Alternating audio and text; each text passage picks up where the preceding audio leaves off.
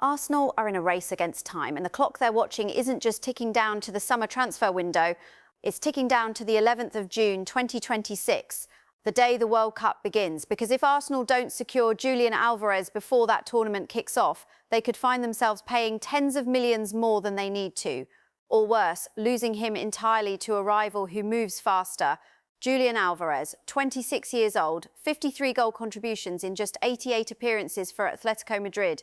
The Argentine forward who won the World Cup in 2022, scoring 4 goals in 7 games at that tournament. A player who has proven himself on the biggest stage in world football. And right now, he sits at the very top of Arsenal's summer wish list.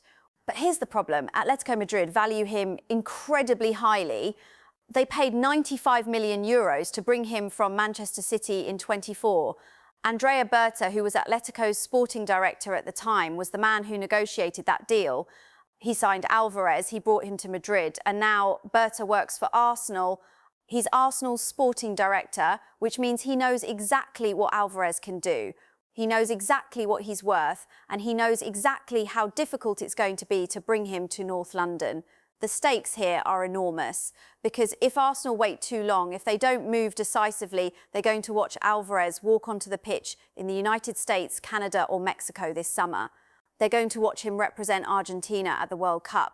And if he performs the way everyone expects him to, if he lights up that tournament the way he did in 22, his price is going to explode. This isn't speculation, this is documented reality.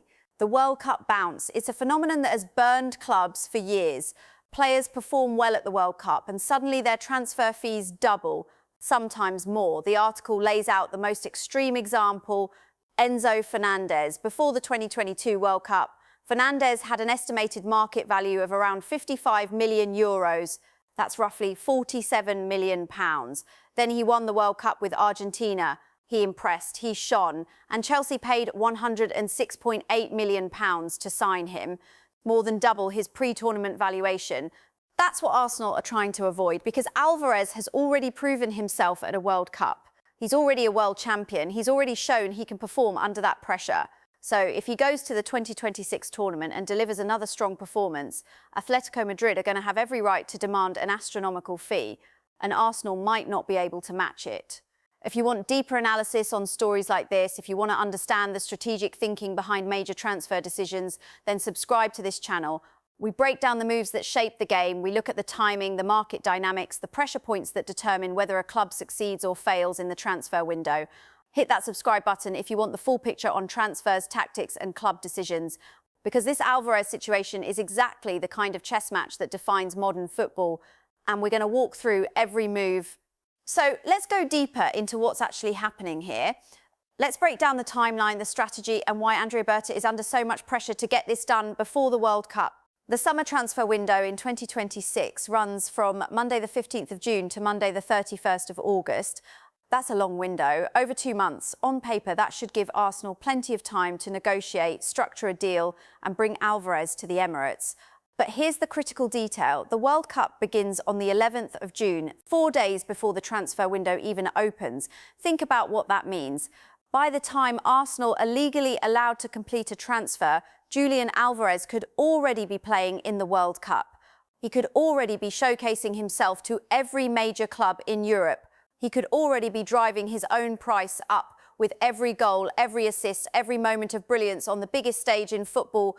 That's why Andrea Berta needs to act now. Not in June, not when the window opens. Now, because the only way to protect Arsenal from World Cup inflation is to have everything agreed in advance. A pre-agreement with Atletico Madrid, terms settled, fee negotiated, medical scheduled, everything ready to go the moment the window opens. And the article makes it clear that Berta knows exactly how to do this, because Arsenal have already pulled off this exact strategy once before. Martin Zubimendi. In January 2025, it was revealed that Arsenal would sign Zubimendi from Real Sociedad in the summer. The deal was agreed in advance, everything was locked in, and when the summer window opened, Arsenal completed the transfer for £51 million. A bargain, no competition, no bidding war, no inflation. That's the blueprint. That's what Berta needs to replicate with Alvarez. Get everything agreed before the World Cup. Lock in the fee before Atletico Madrid have any reason to raise their asking price. Move decisively, move quietly and move early. But here's where it gets complicated. Because Atletico Madrid are not going to make this easy. They paid 95 million euros for Alvarez less than 2 years ago. He's been exceptional for them. 53 goal contributions in 88 games. Those are elite numbers. For Diego Simeone's system, for Atletico's style of play, Alvarez has been a revelation. He's not a player they want to lose, and they certainly don't want to lose him for less than they paid. So Arsenal are going to have to pay a premium. The article doesn't specify an exact figure, but it's clear that Atletico value him incredibly highly. We're talking about a player who cost them 95 million euros and has only increased his stock since then. Arsenal are going to need to offer something close to that, if not more, to even start a serious conversation. And that's where the World Cup becomes so dangerous. Because if Alvarez goes to that tournament and performs well, Atletico's asking price doesn't just go up by 10 or 20 million. It could go up by 50 million, 60 million, maybe more.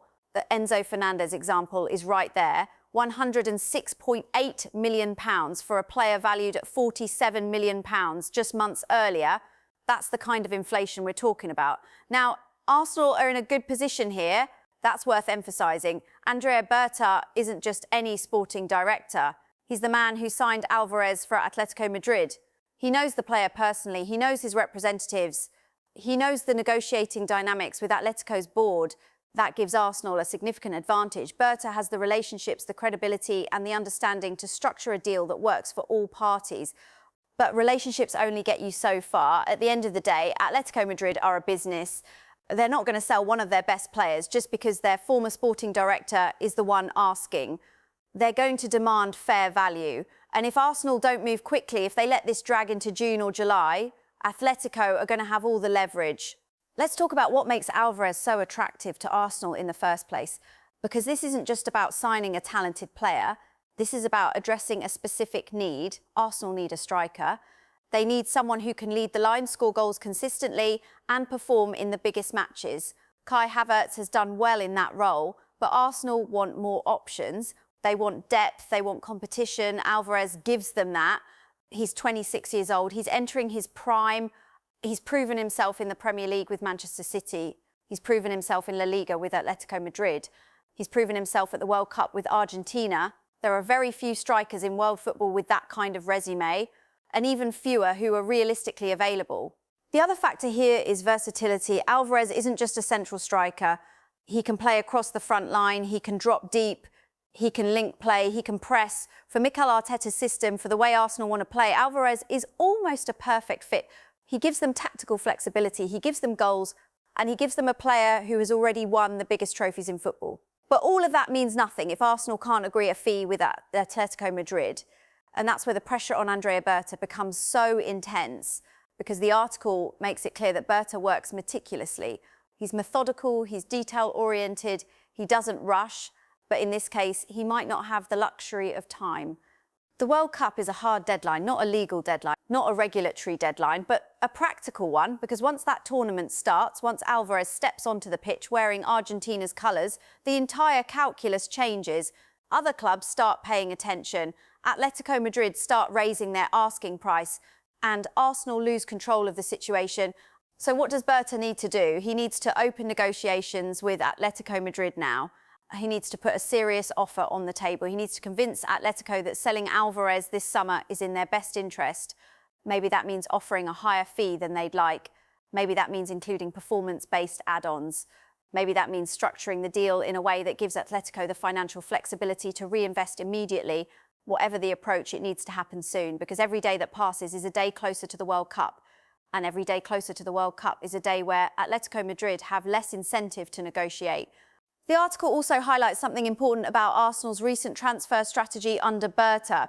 The Martin Zubimendi deal wasn't just a success because they got a good player for a reasonable fee. It was a success because they planned ahead. They identified their target early. They negotiated quietly. They avoided a bidding war, and they completed the deal on their terms. That's the standard Berta has set, and that's the standard he needs to meet again with Alvarez. Because if Arsenal end up in a bidding war for Alvarez after the World Cup, they're going to be at a disadvantage.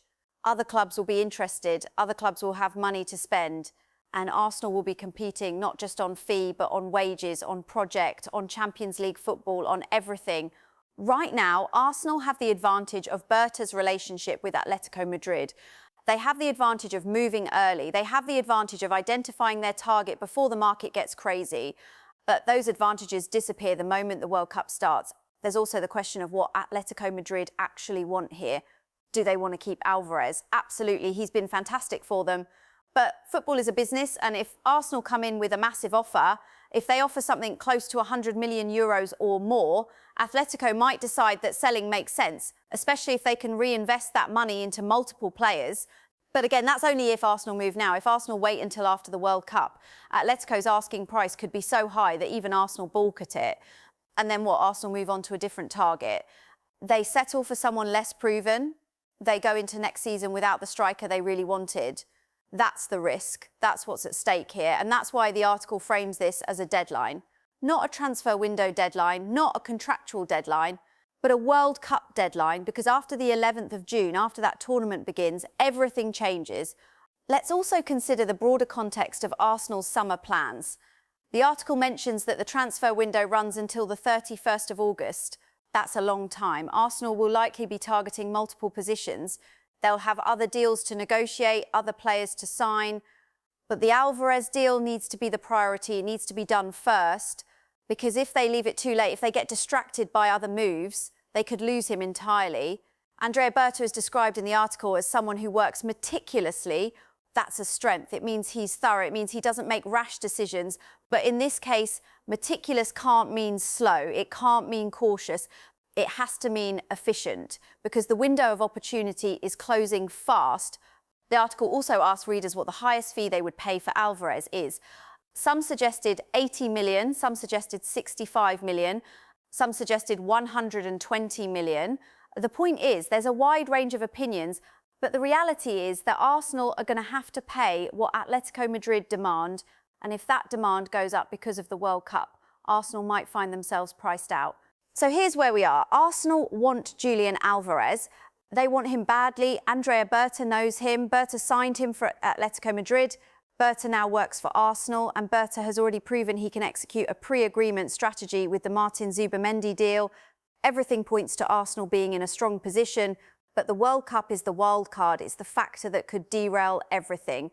Because if Alvarez performs well in that tournament, if he scores goals, if he reminds the world why he's one of the best strikers on the planet, then Atletico Madrid are going to have every right to demand a fee that reflects that, and Arsenal might not be able to meet it.